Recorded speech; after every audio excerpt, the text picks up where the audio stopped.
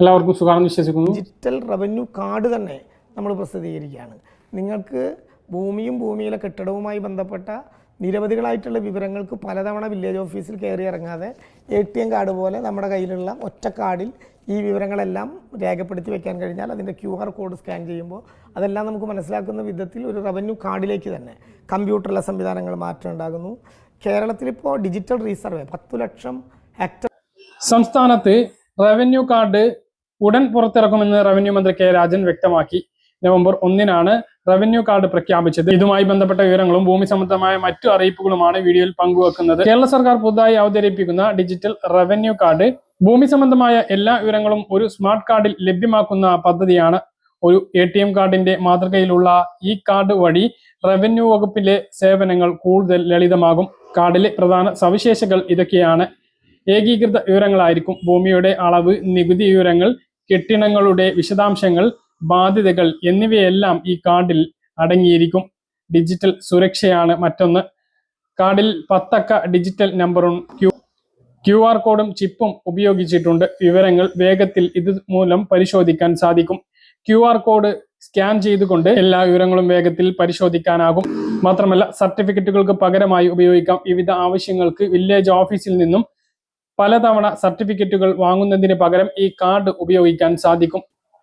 സംസ്ഥാനത്തെ digital resurvey പൂർത്തിയായ വില്ലേജുകളിലാണ് ആദ്യഘട്ടത്തിൽ കാർഡ്. ഇതുകൂടാതെ നിരവധി മാറ്റങ്ങളാണ് സംസ്ഥാനത്ത് റവന്യൂ വകുപ്പുമായി വന്നിട്ടുള്ളത്. കേരളത്തിലെ മുഴുവൻ വില്ലേജുകളിലും അതിവേഗമാണ് ഡിജിറ്റൽ റീസർവേ പുരോഗമിച്ചുകൊണ്ടിരിക്കുന്നത്. സർവേ, റവന്യൂ, രജിസ്ട്രേഷൻ വകുപ്പുകളെ സംയോജിപ്പിച്ചുകൊണ്ട് ഏകജാലക പോർട്ടലായിട്ടാണ് എൻ്റെ ഭൂമി പോർട്ടൽ രൂപീകരിച്ചിട്ടുള്ളത്. ഉടമസ്ഥാവകാശ രേഖകൾ, മാപ്പുകൾ, നികുതി വിവരങ്ങൾ എന്നിവ ഇനി ഇതിലൂടെ ലഭ്യമാകും.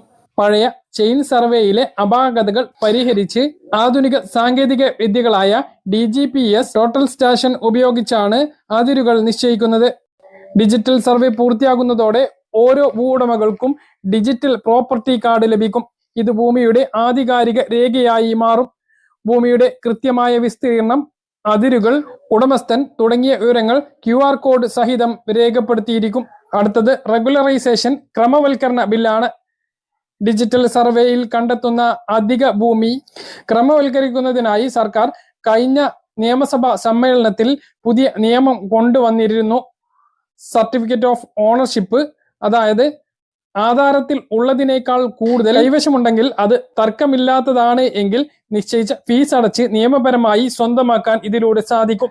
അതേസമയം കയ്യേറിയിട്ടുള്ള ഭൂമികൾക്ക് ഈ ആനുകൂല്യം ലഭിക്കുന്നതല്ല. വലിയ മാറ്റങ്ങളാണ് വന്നിട്ടുള്ളത്. 2026 കൂടി പൂർണ്ണമായും ഇതിലേക്ക് മാറും. 2026 ഭൂമി രജിസ്ട്രേഷൻ പൂർണ്ണമായും ഡിജിറ്റൽ സംവിധാനത്തിലേക്ക് മാറുകയാണ്. Digital pre mutation sketch DPMS, അതായത് ഭൂമി കൈമാറ്റം ചെയ്യുമ്പോൾ ഡിജിറ്റൽ സ്കെച്ച് നിർബന്ധമാക്കിയിട്ടുണ്ട്. ഇത് ആധാരത്തിനൊപ്പം ചേർക്കണം. മറ്റൊന്ന് ഓട്ടോ മ്യൂട്ടേഷൻ ആണ്. അതായത് ഭൂമി രജിസ്റ്റർ ചെയ്താൽ ഉടൻ തന്നെ പോക്കുവരവ് നടപടികൾ തനിയെ പൂർത്തിയാകുന്ന സംവിധാനം വില്ലേജ് ഓഫീസുകളിൽ നടപ്പിലാക്കുകയാണ്. നേരത്തെ ഒരു ഭൂമി വാങ്ങിയാലും ഉടമസ്ഥാവകാശം പോക്കുവരവ് ചെയ്തതിന് ശേഷമേ ഉണ്ടായിരുന്നുള്ളൂ. മറ്റൊന്ന് ആധാർ ലിങ്കിങ് ആണ്. ആൾമാറാട്ടം തടയാൻ രജിസ്ട്രേഷൻ സമയത്ത് ആധാർ അധിഷ്ഠിത ബയോമെട്രിക് വെരിഫിക്കേഷൻ കർശനമാക്കിയിരിക്കുകയാണ്. മറ്റു പ്രധാനമായിട്ടുള്ള പോയിന്റുകളാണ് ഇനി പറയുന്നത്. എൻ്റെ ഭൂമി പോർട്ടൽ വഴി ഓൺലൈനായി നികുതി അടയ്ക്കാൻ സാധിക്കും. സ്റ്റാമ്പ് ഡ്യൂട്ടിയിൽ നിലവിൽ 5% സ്റ്റാമ്പ് ഡ്യൂട്ടി, 2% രജിസ്ട്രേഷൻ ഫീസുമാണ് തുടരുന്നത്. മറ്റൊന്ന്, സർവേ സംബന്ധമായിട്ടുള്ള പരാതികൾ ഇനി വില്ലേജ് തലത്തിൽ തന്നെ പരിഹരിക്കാനുള്ള സംവിധാനമാണ് ഒരുങ്ങിയിട്ടുള്ളത്. നിങ്ങളുടെ ഭൂമി ഇപ്പോഴത്തെ സർവേ സ്റ്റാറ്റസ് അറിയുന്നതിന് വേണ്ടി എൻ്റെ ഭൂമി .kerala.gov.in എന്ന വെബ്സൈറ്റ് സന്ദർശിക്കാവുന്നതാണ്. വളരെ പ്രധാനപ്പെട്ട മറ്റൊരു മാറ്റമാണ് ഇന്ന് വന്നിട്ടുള്ളത്. പൊതുജനങ്ങൾക്ക് സ്വയം ആധാരം എഴുതാനുള്ള സൗകര്യം രജിസ്ട്രേഷൻ വകുപ്പ് ഒഴിവാക്കി. പകരം ആധാരം രജിസ്ട്രേഷന് സംസ്ഥാനമൊട്ടാകെ സർക്കാർ നടപ്പിലാക്കിയിട്ടുള്ള മാതൃകകൾ ഉപയോഗിക്കാനാണ് പുതിയ തീരുമാനം. ഫോം രൂപത്തിലുള്ള 19 ടെംപ്ലേറ്റുകൾ ഉപയോഗിക്കുന്നതിന് ആധാരമെഴുത്തുകാർക്കും അഭിഭാഷകർക്കും മാത്രമേ നിലവിൽ അനുമതിയുള്ളൂ എന്നും സർക്കാർ ഉത്തരവിൽ പറയുന്നു. ആധാരങ്ങളുടെ രജിസ്ട്രേഷൻ ലളിതവും വേഗത്തിലുമാക്കാനുമാണ് ടെംപ്ലേറ്റ് സംവിധാനം. ഡിജിറ്റൽ സർവേ പൂർത്തിയാക്കിയ വില്ലേജുകളിലെ സബ് രജിസ്ട്രാർ ഓഫീസുകളിലാണ് പരീക്ഷണാടിസ്ഥാനത്തിൽ ടെംപ്ലേറ്റ് ഉപയോഗിച്ചിട്ടുള്ള ആധാരം രജിസ്ട്രേഷൻ ആദ്യം നടപ്പിലാക്കുക. ഇത് വിലയിരുത്തിയ ശേഷം മറ്റ് രജിസ്റ്റർ ഓഫീസുകളിലേക്കും വ്യാപിപ്പിക്കും. കാസർഗോഡ് ബദിയടുക്ക രജിസ്റ്റർ ഓഫീസിൽ ടെംപ്ലേറ്റ് സൗകര്യം ഉപയോഗിച്ച് ഓൺലൈനായി ആധാരം രജിസ്റ്റർ ചെയ്തിട്ടുണ്ട്. ആധാരങ്ങളിൽ രേഖപ്പെടുത്തേണ്ട വിവരങ്ങളെല്ലാം നിശ്ചിത മാതൃകയിലുള്ള ഫോമിൽ കൃത്യതയോടെ ചേർക്കുന്നതാണ് ടെംപ്ലേറ്റിന്റെ രീതി. അധിക വിവരങ്ങളുണ്ടെങ്കിൽ അത് രേഖപ്പെടുത്താൻ പ്രത്യേക സ്ഥലം ഉണ്ടാകും. ഇതെല്ലാം ചേർത്ത് ഓൺലൈൻ മുഖേന സബ് രജിസ്ട്രാർക്ക് സമർപ്പിച്ച് ഈ സ്റ്റാമ്പിംഗ് സംവിധാനത്തിലൂടെ സ്റ്റാമ്പ് ഡ്യൂട്ടിയും രജിസ്ട്രേഷൻ ഫീസും ഒടുക്കിയാൽ രജിസ്ട്രേഷൻ പൂർത്തിയാകും. ആധാരം എഴുത്തുകാർ മുഖേനയാകും ഇതെല്ലാം നടപ്പാക്കുക. രജിസ്ട്രേഷൻ ഓഫീസിലെ അഴിമതിയും ആധാരം എഴുത്തിലെ അമിത ഫീസും തടയാൻ രജിസ്ട്രേഷൻ നടപടി സുതാര്യമാക്കും. 2016 പൊതുജനങ്ങൾക്ക് സ്വന്തമായി ആധാരം എഴുതുന്നതിന് സർക്കാർ ഉത്തരവിറങ്ങിയത്. രജിസ്ട്രേഷൻ വകുപ്പിന്റെ വെബ്സൈറ്റിൽ ആധാരം സ്വയം തയ്യാറാക്കുന്നതിനുള്ള മാതൃകയും ഉണ്ടായിരുന്നു.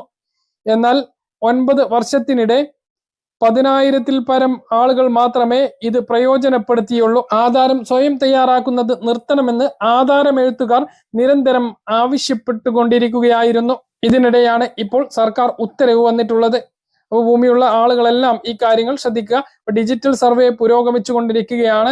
ഡിജിറ്റൽ സർവേക്ക് മുമ്പ് നിങ്ങളുടെ വില്ലേജിൽ നിന്നും നിങ്ങളുടെ പ്രദേശത്ത് ഡിജിറ്റൽ സർവേ നടക്കുമ്പോൾ കൃത്യമായിട്ടുള്ള വിവരം നൽകുകയും ഗ്രാമസഭകൾ പോലെ സർവേ സഭകൾ വിളിച്ചു ചേർത്ത് എല്ലാ വിവരങ്ങളും കൃത്യമായി അറിയിക്കുകയും ചെയ്യും. അപ്പൊ സർവേ നടപടികൾ ആരംഭിക്കുന്നതിന് മുമ്പ് നിങ്ങളുടെ അതിരുകളെല്ലാം വെട്ടിത്തെളിച്ച് കൃത്യമായി അതിരുകൾ കാണത്തക്ക വിധത്തിൽ ആക്കി ഇടുന്നത് നല്ലതാണ്.